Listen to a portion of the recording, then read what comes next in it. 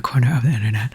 My name is Fats, and we're doing a bit of a different video concept today, and it's more of like a leftover thoughts, leftover books.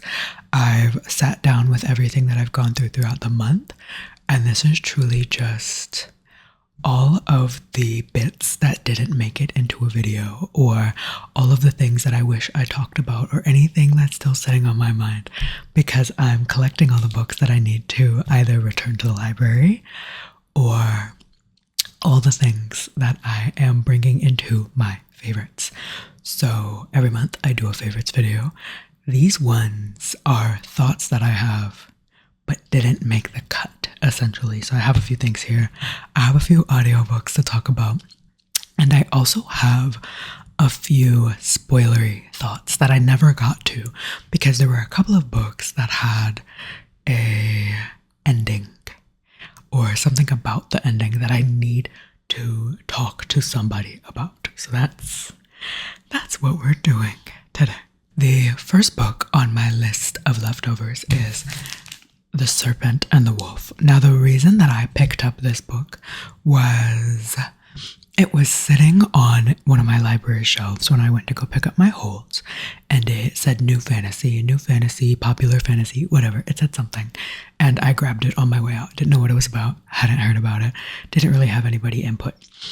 But this book so deeply felt like a conglomeration of a lot of romantasy topics, but with a whole lot of politics sprinkled on top. So essentially what you have is Vasa. Vasa had lost her mother to this horrible, dark, evil power. She saw the life drained out of her mother as a young child, and in that moment, the power then seeped into her. So Vasa has this evil, dark power that hides underneath her skin that she is constantly struggling to keep a hold of, keep in track, essentially. And her mother dying meant that that was her last surviving parent. Now in power is her mercilessly cruel older brother. Now her older brother knows about this power in Vasa. Since the brother had seen the mother pass and knew of the mother passing due to this power, he assumes Vasa is going to die. So he procures this idea in his attempt to not only gain more power, but to get rid of Vasa's claim to the throne, or somebody else who would claim his power. And he marries Vasa off to this dark, brooding, strong, scary man. The brother's idea is that Vasa's probably gonna die of this scary, dark thing, and if Vasa, his beloved sister, dies while in the care of this other power, her new husband, then he has full claim to wage war on them. Well, this story then becomes one of those enemies to lovers. It's not really enemies, though. Vasa has difficulty gaining trust. She doesn't like this arranged marriage situation. She doesn't like that her power isn't her own. And she operates with a sense of anger and distrust against the brooding man. And the brooding man's really just vibing. The brooding man is truly just really horny and vibing and would really love somebody to spank his behind. That's essentially what's going on there. But Vasa is kind of pushing this enemy's narrative, I guess. I don't really know. I'm so confused by it because the MMC, he didn't feel like a character. He felt like this stereotype of the dark and broody romantasy guy thing. I didn't really see. You of course get that scene where it's who did this to you. Like you get all the pieces. If you want those pieces, read this book. This book gives you all the pieces. The only thing is I'm not often interested in the books that go too heavily into politics, and this is politic. I personally am not into those unless it's a very special book and it really grabs me. This one didn't do that. You get fake marriage, you get forced proximity, you get a man who's obsessed with a woman. You get dark powers. You get a little bit of all those romanticy pieces that are very popular. So that's what you're looking for. It was an easy read. It was very quick. It's not too long, so it was a quick one. It was a bit choppily written. The pacing was a bit odd, especially in the beginning. There's a time jump that just kind of like smacks you. Like you have an initial meeting and then quick time jump, and then you kind of just plod along from there. So that initial choppiness felt a bit discombobulating, but then from there, I do think that the writing itself was very, oh, this is my debut novel. But I don't know. I didn't see too many like typos, so not sure. It was a very forgettable experience. Even coming to you now, I had read this around the 7th, I believe, and had to Goodreads what I said about it, even to remember how I felt about it. So there's that one. The next book was The Beautiful Ones by Sylvia Moreno-Garcia.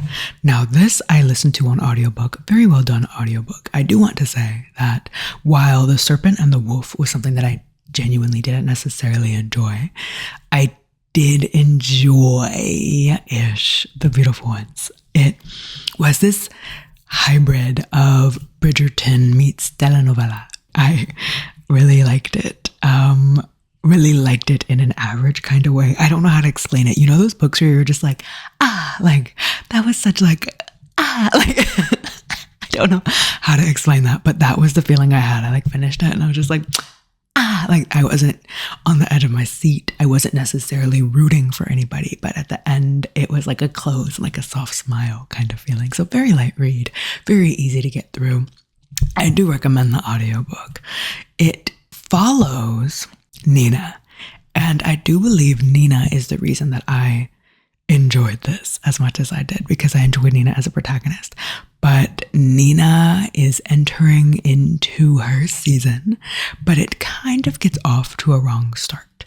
She does have this power of telepathy, and she is immediately magnetized to a man who is also very well known for his telepathy. He is a traveling performer, and she is just a well-known rich daughter girl. The only things about the story were your villain, very cartoony type of villain. You have chapters in her POV. And goodness gracious, I cannot stand this villain. I could not stand being in her mind. But this cartoony Disney-esque villain, it was just such a light, bubbly read. It was well written. I did love the descriptions. I love the atmosphere of it. It was just not necessarily a heavy hitter. The central romance had to grow on me as well. I initially did not want that central romance to happen. Oh, I didn't want it to happen, but it grew on me and I came to love them. You have drama. Like I said, it has that Bridgerton type of feel. So I kind of enjoyed that. If you like the lightness and the easiness of Bridgerton, this one will do it for you. But again, I do want to emphasize it wasn't like this big, mind-blowing romance that had my heart pumping and me screaming kiss already. It wasn't that. It was a bit meandering, but you get that sprinkling of telepathy, a little bit of magic. You get discussions of disempowerment. You get discussions of coming to find your voice. You get discussions of thematically what it means to feel love and to love somebody else, and what a healthy love should feel like, and what a healthy relationship should feel like, and what it means to have to give in to patriarchal expectations of a woman in a relationship, and what that pushes you to, and the unhappiness that comes from that. So there's a lot of themes sprinkled in here, not pounded too heavily. They're not so much pushed in a discussion type of way. They're just sprinkled amongst the story in a way that I thought was well done. So very light read, not necessarily mind-blowing, but an easy audiobook to turn on if you want something to play in the background, and that doesn't necessarily get your heart rate pumping too hard. If this, just hear me out. Just hear me out. If this were written spicier, I think I could have rooted for them, but it wasn't spicy. Definitely not a spicy book. It was very much a safe for work type of read. Now, I want to talk about the need. I had brought this book up in a vlog. I will put the vlog up over here. I do believe that's where I can link it up in the cards. I know how to edit. If it's not up there, it's because I don't know how to do it. I say that so often, like I'll link it up in the cards, but I actually have no idea what I'm doing. Anyways, The Need by Helen Phillips. I'm gonna tell you the opening scene, and then I'm going to warn you when I want to talk about spoilers. But just general energy and vibes in case you don't want spoilers, and then I'll make sure I put chapters in the description box as well, so you can also scrub through the video to make sure that you don't hear about spoilers if you don't want to hear about spoilers. Anyways, The Need, Helen Phillips. You open up with a mother and her 2 kids at home alone. The husband is away. And they hear a noise downstairs. Once down there, they find an intruder with a deer mask on. And this intruder just so happens to know a little bit too much about the family. Critiques about the book, things I didn't necessarily like. This was such an intimate discussion of motherhood in a way that I personally could not get down with. I am so removed from motherhood. The closest I get to motherhood is my dog getting a little bit sick, and I can't handle that. But scenes of a child breaking down in the grocery store, scenes of having to give into your child wanting to decorate their birthday, and breakdowns and crying and tantrums, and what it's like for them to come into your room in the middle of the night. All of those aspects of motherhood were brought in. A motif that was brought up a lot was breastfeeding, leaking breasts, milk, drying breast milk, letting your breast dry, swollen, dripping breasts. That was a motif brought up, I want to say, every single chapter. It was very much a recurring motif. And that kind of took me out of it. Every single time I saw another reference to breasts leaking or feeling too full or needing to pump, I just was taken out of the story in like a, come on, like, let me go forward kind of way. And the mother would feel fear. And in her fear or her anxiousness, she would be like, oh, I got a little scared and my breast started leaking. That motif of breasts was brought up so much in a way that I personally wasn't comfortable with. I'm not saying boobs are gross. Boobs are great. Love boobs. Love boobs. Women are so cool. I didn't like this. Now, I am going to edit something on the screen, and I'm going to put chapters because starting now, I want to talk about spoilers. Let's talk about the book. So, within this book, the intruder is Molly. Molly is her main character. Molly is the mother. Now, I will be referring to present day Molly, and intruder is Moll. Those are the 2 Mollys that you have. As this story continues, Moll had experienced a horrible event, a bombing that had killed her 2 children, and then she was just left without the children, right? Molly had witnessed that woman showing up, the one that Moll had seen as the bomber, right? Keep with me. Moll, the bomber, actually carried through with their action. Molly, the bomber, had showed up, disappeared. Few things. The mentality behind the bomber. Molly and Moll both had found a Bible. They're the people that dig in the dirt. Who are the dirt people called? The fossil people. Oh my gosh, I promise I'm an intellectual. The dirt people, that's her job. So they're digging in this dirt, and they had found a Bible. They had found a few things that shouldn't have been underneath the dirt so much. So a lot of religious fanatics are showing up to do tours because of this Bible. So they're doing these tours to rake in some money, help push their scientific efforts, right? Bomber had come in and gone up to the Bible, pulled off this bomb. Molly, the bomber, never acted. Mal lost her children because they had come to visit that day. Are we tracking? Fantastic. Mal is grieving, and she had shown back up in Molly's timeline. I don't know. They call it like this tear. There is this weird alternate universe that happens there where that Bible was found. Whatever. The ending of this book. This is a story of psychosis, postpartum depression, the two selves that are being a mother and trying to hold on to yourself and your personal identity. These two opposing factors. That's what I think, on a metaphorical note, this book brings up, right? Okay. Hear me out. Because at the very end, the last scene, in this epilogue, you have Molly alone.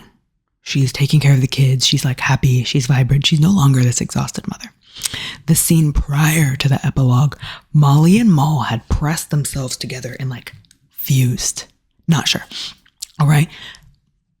In a metaphorical sense, I can see this as the two selves battling as a mom and dealing with postpartum depression, psychosis, whatever. But I want to argue a different interpretation of this ending. I want to argue it. Hear me out. Bomber shows up. Molly, Mal, kids. Everybody is devastated. Molly survives and goes into a coma because she falls down that hole, she's in a coma. She has lost her kids though. So because the story is written in such a dreamlike state. So Molly is in a coma. Within her coma, she's dealing with like her alive self, her dead self, coming closer to death, coming closer to life, grieving. And she's going through all of this while in her coma. In the end, that last scene where she's like this happy mother with her kids, the kids who didn't survive the bombing. Because remember, Mal, coma brain, right? Track with me. Just track with me. Mal is the self within this coma that knows that the kids have passed. And then you have like the grieving self and these two parts within coma brain. This last scene of Molly, these two fusing together, and then Molly being like a happy mother in this epilogue, I think she didn't survive the coma. That's my interpretation. I stand by it. And I think this was a literal book. And I think we were in a coma. I don't think this was metaphorical. I will die on this hill. Please tell me if you've read this book, because I am so convinced. I'm so convinced that I'm right. Argue. Argue with me. I think I know what I'm talking about. I refuse to believe otherwise. That is The Need by Helen Phillips. Hey, welcome back. If you've skipped over spoilery parts, I have one more book that I want to talk about. Again, I'm going to tell you what it's about. I'm going to tell you my feelings, and then I want to talk about the ending. I will make sure to put in chapters. Ripe by Sarah Rose Etter. This is a story of Cassie. Cassie is living this Sisyphean, constantly climbing up the mountain type of story, where she goes to work at this wonderful startup that she herself feels is just an endless trudging type of job. She has this cycle of jumping on her morning route, showing up to work, putting on a face, pretending to be somebody else. This story is woven with a lot of drugs, a lot of sadness, a lot of putting on a face, a lot of feeling hopeless. That is this story. And it is also paired with Cassie having her own little personal black hole. It just kind of follows her around the story. This black hole is, of course, a representation of mental health, mental illness, mental unwellness. That is what that is. Depression, sadness, BPD. It isn't specifically said. It just kind of follows her around. This is a satirical literary fiction of a woman simply losing her ish. That is, if you like that type of story, this one is that, playing to what it is to be a part of corporate America and feel lost at a certain age in life and feel like you're just not where everybody else is at. That is this story. Spoiler time. The very end of the book, Cassie has just gone through an abortion because she had gotten pregnant with a man that she was in a relationship with. This man is in a polyamorous open thing where their rule is you can't fall in love with whoever you're dating outside of the main relationship. Whatever. Cassie is caught up in that, right?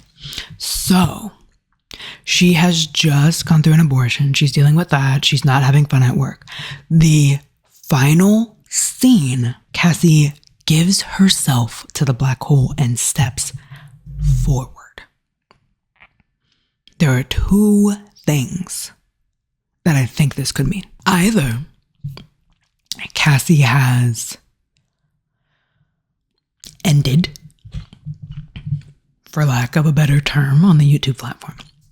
Either Cassie has ended herself and stepped into oncoming traffic, that step forward, or Cassie is stepping forward into hopefully a new path, a brighter life, a new stage. So that step forward, that ending was so vague. This acceptance of the black hole, because throughout the story, this black hole just kind of exists at the edge of Cassie's vision, right? As she is self-medicating with cocaine, Xanax, whatever she can get her hands on at the time, it becomes a little bit more blurry, shrinks when she is carrying the child. She sees that child as having its own little black hole. This black hole just sticks with her. However, there's never really an interaction with it. She's always researching it, but it stays very separate from her. This acceptance could be she accepts it, learns how to live with it, moves forward, finds a healthier life. But I think it is the sadder interpretation. I really think it is the sadder interpretation of it. I think this step forward, because I hate to say it, but Cassie at no point takes any steps that would lead to me thinking that she wants to take that step forward in a brighter way or acceptance in a brighter way. It's really just, the story just kind of emphasizes the endlessness of this hopelessness almost. Like there's never a moment where you're like, oh yeah, Cassie's gonna try to figure it out for the better. Oh yeah, Cassie. All you're getting from our main character is she's getting better and better and better at putting up a mask and hiding how she truly feels and maneuvering situations so that people don't know how she feels. Doesn't know the true her. She puts on this fake self, this masking, this putting on this presence to seem happy or seem like she's okay. I don't think this step forward fits our character in a positive way. So this concept of a satire, this satirical element, I don't know if it was hard hitting or if it works for me because of the ending. Because, you know, satire, like the ending is a punchline. For the punchline to be our character giving up, I think it's interesting in the themes of a satire. If that makes, you see what I'm saying? I don't know. Spoilers done. That's all I had to talk about. That is my little bit of cleaning up some loose ends of books that I hadn't talked about enough, had some more thoughts on, all before I return them to the library. The next video you're going to see from me are my favorites. These ones didn't make the cut. That doesn't mean they were bad books. It just means that they weren't my favorites of the month.